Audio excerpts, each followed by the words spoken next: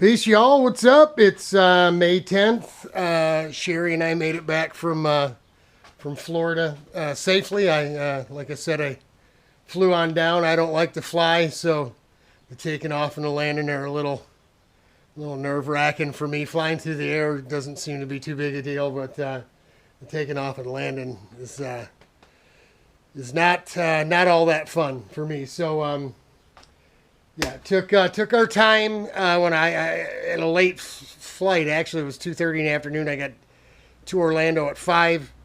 Got back to her dad's at about quarter after 6. Had to pack some things, so we didn't get on the road till about 7:30, quarter after 7, 7:30, and had an hour drive across, heading west across Florida State Road 40 over to Ocala, where I-75 is, and then got on 75 and headed up north. Couple hours. We just got Valdosta. I got her out of Florida into Georgia, and we hunkered down for the night. Then the next day drove 10 hours, got up to Lexington, Kentucky, stayed again, and then another 6 hours home, 5 hours or so to Detroit yesterday, Tuesday. Just kind of chilling, the plane ride and all that, sitting and driving and already having some issues. As you see here, I'll show you with my ankles. You can see this one here. It's quite a bit fatter than that one there. It's part of the deal. I got the DVT clots in this leg, and it's always kind of a little bit bigger, but I mean, it was swollen pretty bad. So I've been sitting with my foot and my leg up. Why don't I have the compression socks on? I've been doing that too during the week and a half before heading down to Florida, getting on the plane and sitting for 2.5 hours and sitting for 10 hours driving and all that. So that's kind of why we stopped and got out and walked around a little bit, rest area here and there, but just trying to cycle things. Was out here with Kenny yesterday, brother Kenny. He's the one that's going to do the work on the cart for the kids. We're going to start with this single cart. We had Brooklyn sitting in it. Her and Braden are about the same size, so it shouldn't be too much of an issue getting them both to fit in the same cart at first. We've got the Predator engine. It's brand new in the box. We had this thing sitting around under the bench for a while, so we set it down to make sure a 0-degree flat mount was going to fit, and it does. It fits. Everything's going to be fine. So we went in and ordered up all the parts, the motor mount,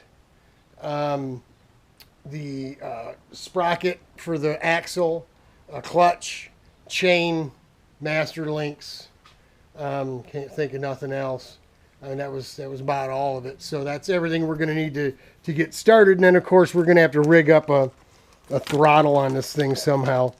But it's got everything else. It's got everything else we need. So it's going to be Kenny's job. He's going to have to take the axle out and move the sprocket carrier to the inside, put the axle back in.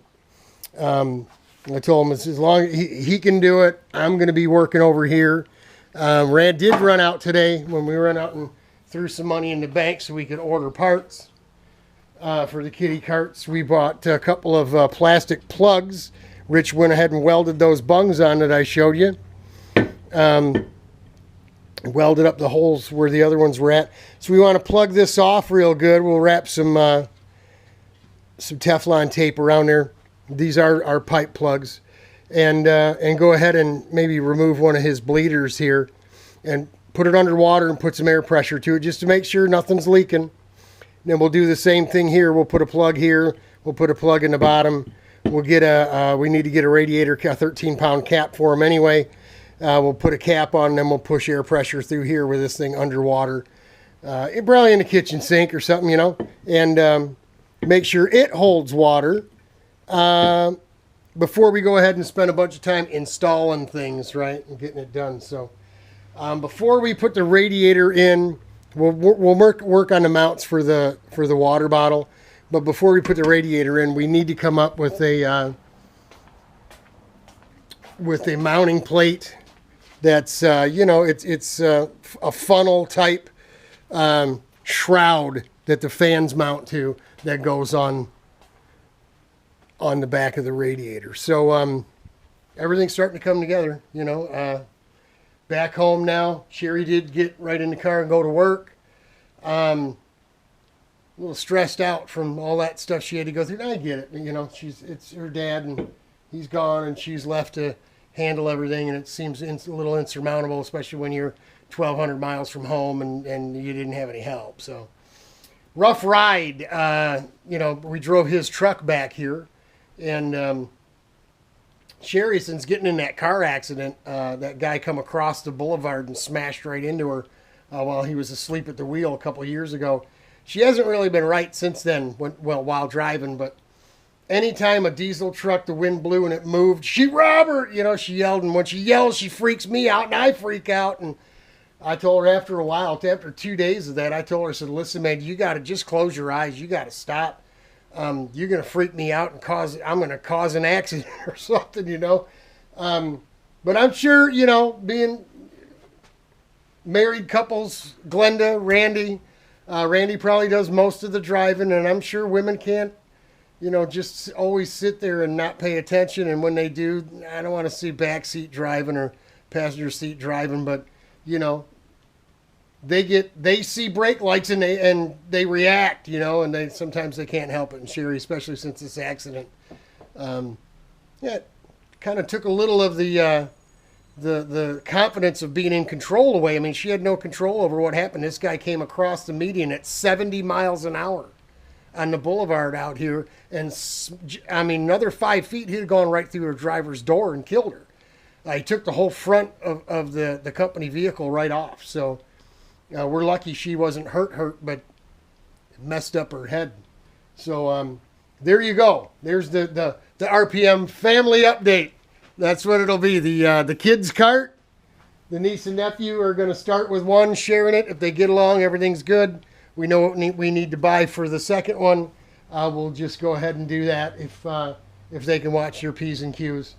Continuing our work on the project. Hey, thanks, Richie.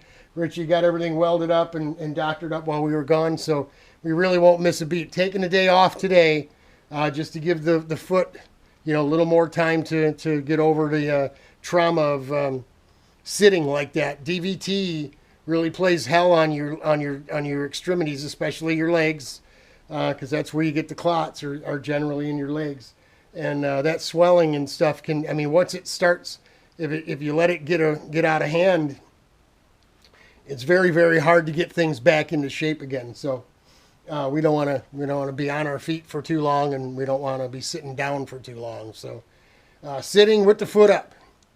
Godspeed. God bless y'all. May 10. We got a plethora of things going on. I know Kenny's excited about the kitty cart. He come over and cut my lawn and said, hey, did you order those parts today? Godspeed. God bless. Hang in there, y'all. We're praying for you. I can't wait to see that thing run.